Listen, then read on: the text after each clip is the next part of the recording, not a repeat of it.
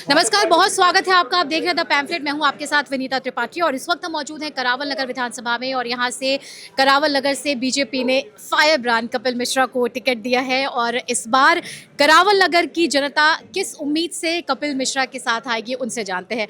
कपिल जी, सबसे पहले तो बहुत बधाई। अभी एक लड़ाई यहाँ से शुरू हुई है, अभी लड़ाई बाकी है। लग रहा है कि इस बार करावल नगर की जनता आपके साथ है पूरी तरीके से। 100% भारतीय जनता पार्टी के साथ करावल नगर की जनता है। एक भगवा लहर करावल नगर में चल रही है, उत्साह है जनता में और कार्यकर्ताओं में भी, और हम एक बड़ी जीत करावल नगर से प्रधानमंत्री मोदी जी को देने जा रहे हैं। एक और सवाल, केजरीवाल डरे हुए क्या? हाँ, डरे हुए हैं, हड़बड़ाए हुए हैं, जुबान उनकी लड़खड़ा रही है, हवाइयाँ उड़ रही हैं। नई दिल्ली की अपनी खुद की सीट भी अरविंद केजरीवाल इस बार बचाने की स्थिति में नहीं दिखाई दे रही।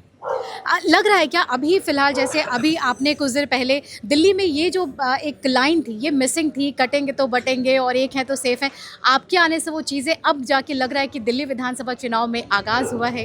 नहीं, देखिए, बात खाली इन लाइनों की नहीं है, बात यह है कि यहाँ का एक दर्द है। हम लोगों ने दिल्ली के दंगे देखे हैं और यहाँ पर एक तरफ तो ताहिर हुसैन को चुनाव के मैदान में उतारा जा रहा है, दूसरी तरफ जिस आदमी ने ताहिर हुसैन को अपने घर में छिपाया बचाया उसको चुनाव के मैदान में उतारा जा रहा है। तो ये दो कारणों से यहाँ के लोगों का पीड़ा है कि भाई जब दंगे हुए तब तो तुम गायब हो गए, तुमने हत्यारे को बचाने का पाप भी किया और आज आप चुनाव के मैदान में आ गए हो, आज आप वोट मांग रहे हो।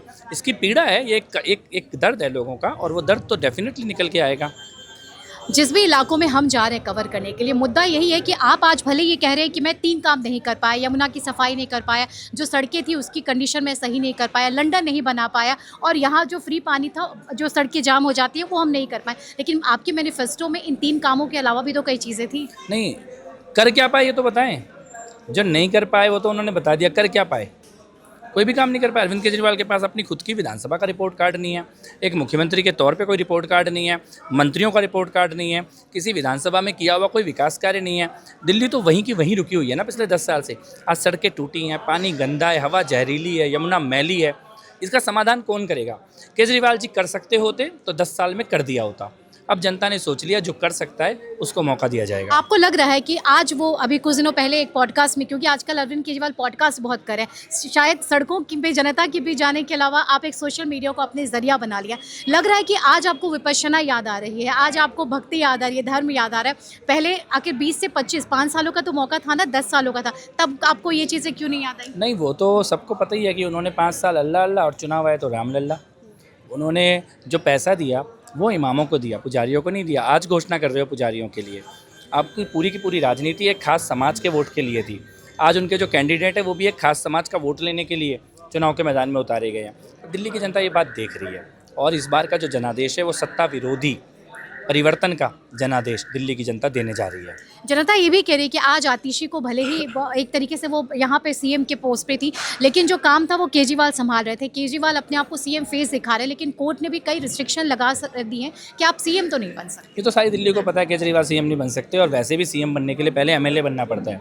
केजरीवाल इस बार एमएलए ही नहीं बनने वाले तो सीएम कहाँ से बनेंगे? आम आदमी पार्टी के 3 बड़े नेताओं की टक्कर है इस बार। सिसोदिया को लोगों ने भगोड़ा घोषित कर दिया। कालका जी पे कहा जाता है कि वो मैडम जब से सीएम बनी है तब इलाके में आते नहीं है। केजरीवाल जी का पता नहीं है। लग रहा है कि इस बार जाके जो 2025 का विधानसभा चुनाव है, एक बड़ा पूरे देश की नज़र इस बार आ गई है। नहीं, देखिए, इस बार जीत की खुशबू, परिवर्तन का आहट ये दिल्ली में दिखाई दे रही है। भारतीय जनता पार्टी 8 तारीख को दिल्ली विधानसभा में सरकार बनाने जा रही है। तो 8 तारीख को और क्या होगा? 8 तारीख को जय जय श्री राम के नारे गूंजेंगे। पूरी दिल्ली में राम भक्तों की सरकार बनेगी, भगवा लहराएगा और कश्मीरी पंडितों के नरसंहार पे जिस विधानसभा में एक बदतमीजी से भरी हुई हंसी गूंजी थी, उसी विधानसभा में जय जय श्री राम के नारे गूंजेंगे। बहुत बहुत धन्यवाद, आपने हमसे बात की, बहुत बहुत धन्यवाद। तो कपिल मिश्रा जी इस वक्त कपिल मिश्रा हमारे साथ थे, करावल नगर से बीजेपी के उम्मीदवार। हालांकि मुद्दे कई हैं इस बार, दिल्ली की जनता भी कई उन मुद्दों को, क्योंकि 10 साल में आम आदमी पार्टी को दिल्ली की जनता ने मौका दिया है। अब 5 तारीख को वोटिंग होनी है सिंगल फेज में पूरे दिल्ली में और 8 तारीख को नतीजे आएंगे।